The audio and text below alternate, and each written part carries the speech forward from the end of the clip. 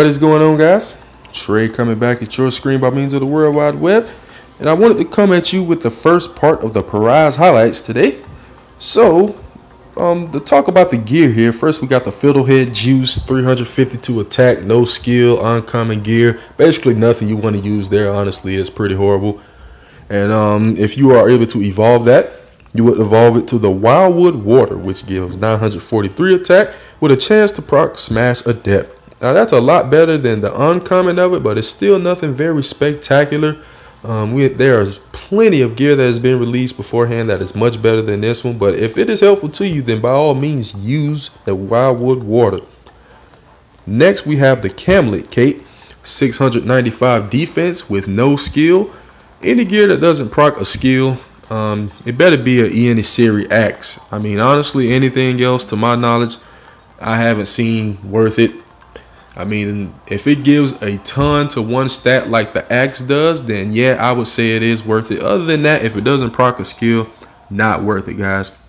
But if you are able to evolve that Camlet Cape into the Velvet Veronica, then you get a really nice piece of gear. 1301 defense with a chance to proc Ripostate Elite. So just know that Ripostate is basically counter, but it is based on your wisdom stat, not your attack stat, guys. That's basically all Ripostate is. So you put it on a nice fighter, I think honestly that'd go really good on the Warlock. If you were to ask me, I think that would just smash. Like on my even clove, oh man, that would be just devastating. But it's up to you who you want to equip it on, but just please keep in mind that you do not want to put this on a fighter that has low wisdom. Is not really going to be effective if it procs. Last but not least, we have our daily dot gear here, starting with the Matey box. 250 to defense, wisdom, attack, and agility. No chance to proc a skill, but I mean that's still pretty remarkable. That's 1,000 right there, split between 4 different statistics. But this is a daily dot prize, guys. You have to achieve a certain amount of points throughout the dungeon event in a day in order to be able to get this Matey box. And if you are able to get one each and every day, then you will be able to evolve it to a gear known as the Casket of Caprice, which gives 500 to defense, wisdom, attack, and agility. This is a really nice piece of gear, guys. To my knowledge, I don't think there's anything that adds more than 2,000. I don't think there's no single piece of gear that adds 2,000 total points to a fighter of your choice. So this is a really good piece of gear. On top of that, it has a skill called Fickle Pick Elite, which, if I'm correct, it is 7 skills in one piece of gear, guys. So you may have a chance to proc any which 7 skills. Which 7, I do not know at this time, guys. We will have to wait until the end of this event, or at least the last date of this event, where everyone will be able to form the Casket of Caprice, everyone who's been trying to achieve it anyway. And then we'll see what 7 skills it actually procs. But regardless of what that Fickle Pick is, just the stats alone make this a really good piece of gear. I honestly, once again, think this gear would look good on a Warlock because they are very versatile. And I think a Warlock would definitely make the best use of this gear. But once again, whoever you choose to equip it to, guys, this is just my opinion.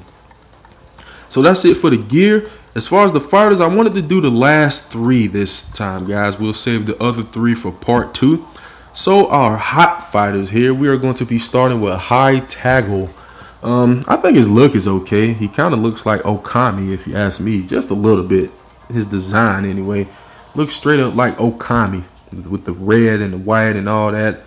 For anyone that doesn't know, Okami, it was a Capcom game that was released some number of years ago. It was actually a very good game.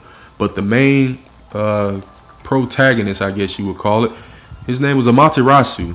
And this guy basically, I mean, looks very close to him without the wings and the big ears and whatnot. But anyway, that's besides the point. Let's get to breaking this guy down here. Texel is a water rogue.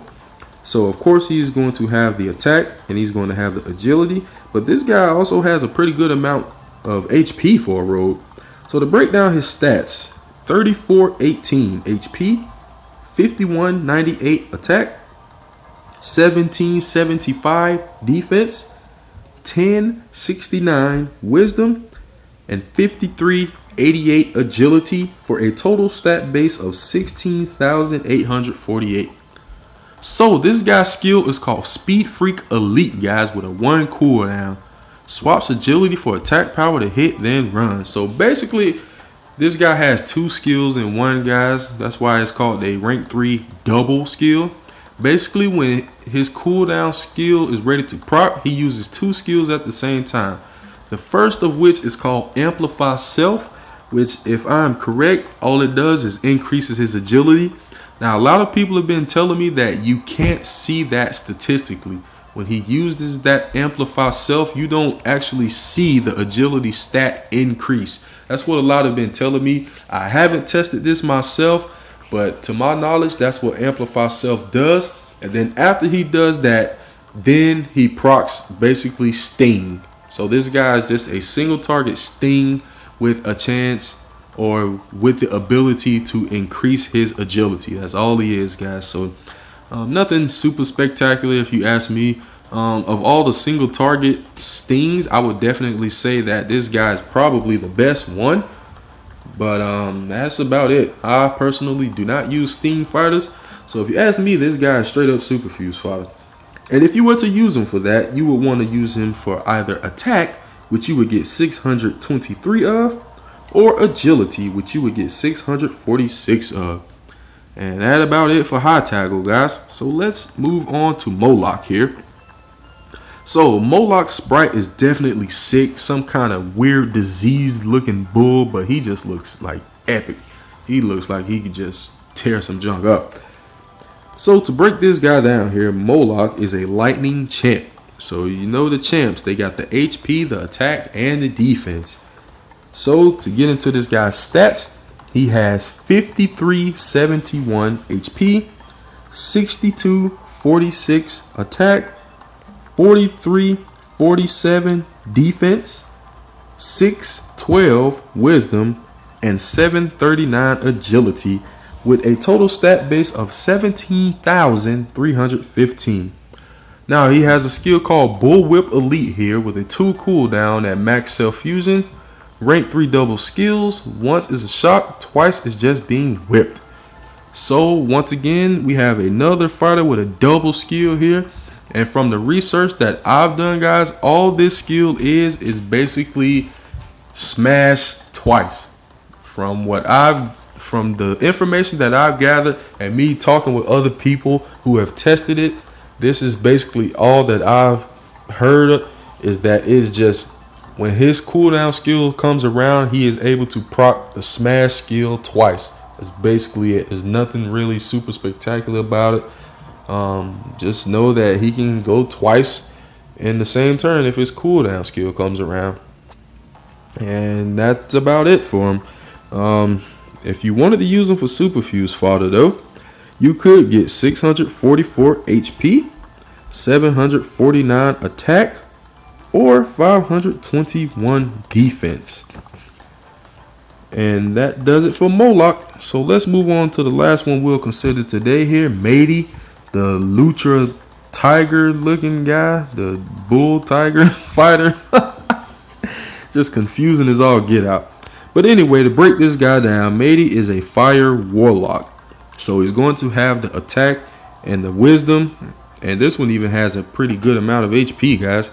So stats off of the edge here: 4190 HP, 5875 attack, 1280 defense, 3757 wisdom, and 1701 agility, with a total stat base of 16,803. Now, I don't too often see epics with this kind of stat base, guys, so they are stepping their game up with these epics. They're usually around the 14 to 15,000 range on the more, or not on the more recent, but the recently released fighters. But these guys are like all 16,000 and up, which is great. The power creep is just moving forward. So to get into this guy's skill, Paso Doble Elite with a 1 cooldown. Rank 3 double skills, give and take, soothe and slash, save this dance for I must dash. So once again, the research that I've done and the information I've gathered, the multiple people that I've talked to that have tested this skill are basically telling me that all this guy does when he procs, he uses 2 skills just like the previous 2. He is able to use single target heal and single target in spirit in the same turn when his cooldown comes around. So this guy is a pretty nice support character. Not a big fan of the single target stuff, but I mean, you can't expect nothing too great with a 1 cooldown. You definitely can't expect this guy to be able to proc heal all and in spirit all. I mean, that would just be almost game breaking. This guy would be so sought after, it's ridiculous. But he is single target, so he has the chance to heal a unit's HP as well as increase a unit's attack when this guy is swiped on this cooldown skill. And that's basically it. If you wanted to use this guy for super fuse fodder, you could get 502 HP or 705 attack. No other stats in my opinion are worth even super fusing. If it's below 500, honestly, it's not even worth it. In my opinion, it's just not worth it. It's not enough to really make that big of a difference.